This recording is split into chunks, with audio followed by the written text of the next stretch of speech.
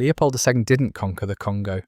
He bought it like a used car and ran it like a horror factory. He called it the Congo Free State. That's not a joke. That's the actual name. Free. What did free mean? Forced labour, mass amputations, entire families mutilated because rubber quotas weren't met.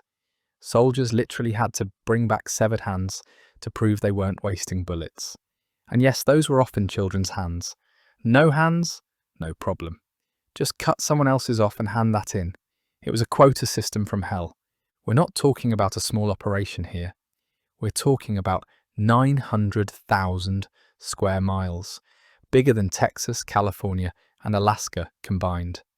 Run like a sadistic corporation with no HR department and a machete-based incentive program. Villages were burned to the ground.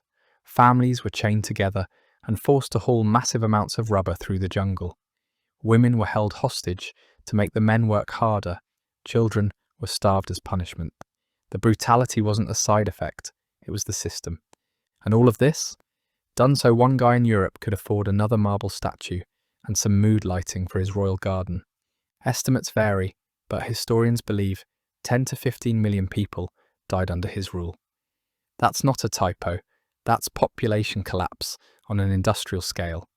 Leopold made billions in today's dollars. And how did the world respond? Eventually, people in Europe found out. Reporters exposed the atrocities.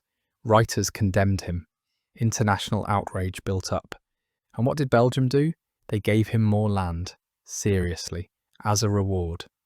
Then after his death, they quietly turned the Congo into a colony under direct Belgian rule. Like, we got caught, so now it's our horror show. Today, there are still streets named after him, statues, plaques. Some folks argue he modernised Belgium, built libraries. Sure, with what money? He was never put on trial, never punished. But if there's a Mount Rushmore of unpunished historical monsters, Leopold II is up there, grinning. This wasn't an emperor. This was what happens when you hand an entire empire to a hormonal teenager with a god complex and zero chill. Elagabalus rolls into power at 14 thanks to his grandmother's political scheming. Day one on the job, he starts replacing Rome's traditional religion with a sun worship cult based on a sacred meteorite. Not even kidding. He builds a temple to this rock and forces everyone to treat it like it's the CEO of Olympus. He didn't just play emperor, he played dress up. He wore women's clothing, referred to himself as the wife of a god, and offered massive bribes to any surgeon who could give him female genitalia. In 3rd century Rome, with zero anesthesia, that's commitment to the bit. He married 5 women and at least 2 men. One of them, a charioteer, was declared his husband in full ceremony. The Roman elite were losing their minds, not because of the queerness, Rome was surprisingly chill about that, but because he was shattering every political, military, and religious institution like they were made of glass. At state banquets, he served guests live animals and then drowned them in flower petals. So many that some people literally suffocated. That wasn't even his weirdest party. He also invited random civilians to dinner and gave away gold to the ugliest guests. Then, at another event, he filled rooms with tigers and leopards. Surprise zoo. He'd appoint officials based on how attractive they were. Not competent? Who cares? See, those cheekbones were imperial. Senators tried to complain. Elagabalus responded by replacing them, or humiliating them, or both. He reportedly installed a high priest of his cult, who couldn't read or write, but looked divine in gold. After 4 years of absolute chaos, his own grandma decided it was time to unplug the sun god. She had him assassinated at 18, along with his mother. Their bodies were dragged through the streets and tossed in the Tiber. The Senate immediately erased his name from every statue, scroll and building. Literal damnatio memoriae. And yet, here we are, still talking about him, because even 800 years later, no one's topped Elagabalus for sheer, unfiltered royal chaos. Ivan IV started off as the poster child for maybe monarchies can do good things. He modernized laws, streamlined the military, and helped centralize Russia's chaotic mess of nobles and factions. For about 10 minutes, it looked like this guy might actually go down in history as Ivan the Not-So-Bad. Then his wife died, and Ivan took the fastest nosedive into madness that a crown has ever witnessed. He started suspecting everyone of betrayal: nobles, priests, old allies, his own family. That's when he created the Oprichniki, a black-cloaked terror squad who rode through the streets with dog heads tied to their saddles to sniff out treason and brooms to sweep it clean. Cute branding, horrifying function. They had full authority to torture, execute, and terrorize anyone Ivan suspected. Villages were razed, families were wiped out. One town, Novgorod, was so thoroughly massacred that it's still remembered as Russia's medieval ghost story. And then came the cherry on top. During an argument with his son, Ivan lost his temper and smashed his son's skull in with a metal staff. His heir, dead on the floor. He reportedly sobbed and prayed over the body afterward, but the damage was done, literally and dynastically. The guy who was supposed to stabilize Russia had just murdered the future. He also loved writing weird open letters to his enemies, full of self-pity and rage, where he'd call himself the victim while actively running a purge. He was the 16th century equivalent of subtweeting with a sword. By the end, Ivan was alone, surrounded by spies, writing love-hate letters to God, and playing violent chess matches with the few people still willing to sit across from him.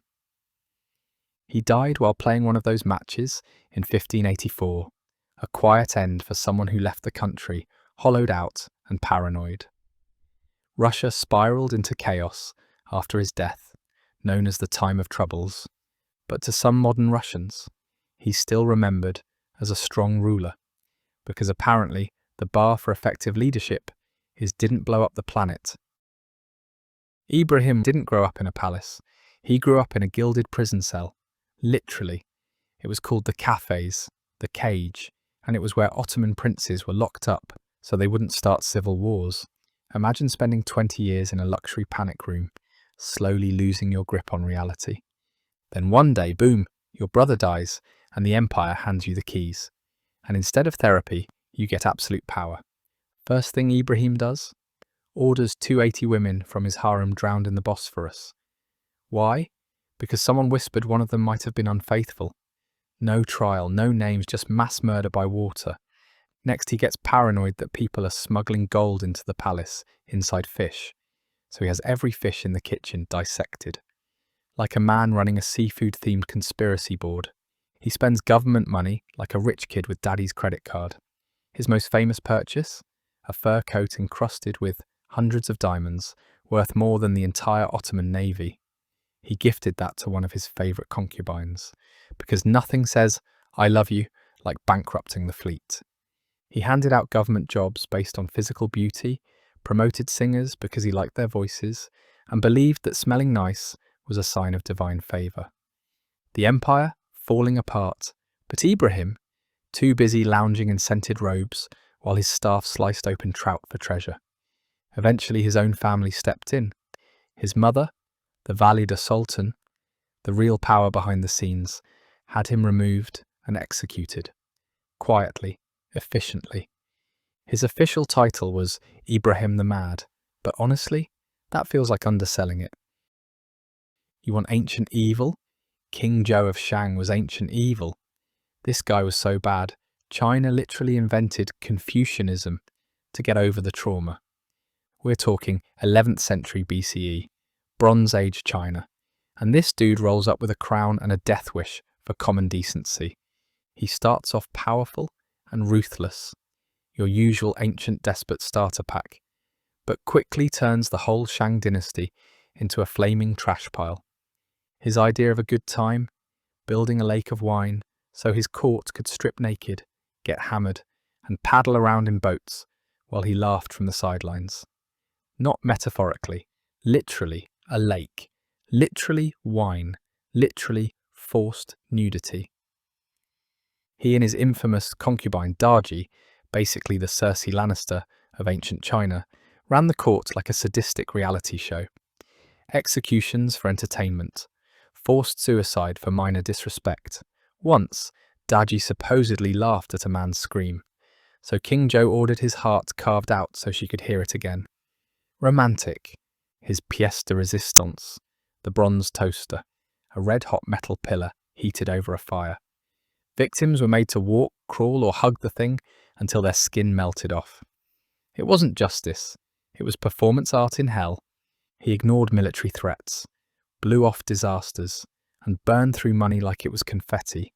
When loyal ministers told him to maybe not torture people today, he executed them too.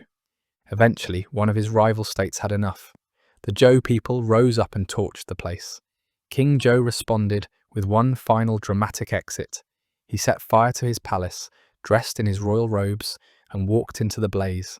Straight up supervillain ending.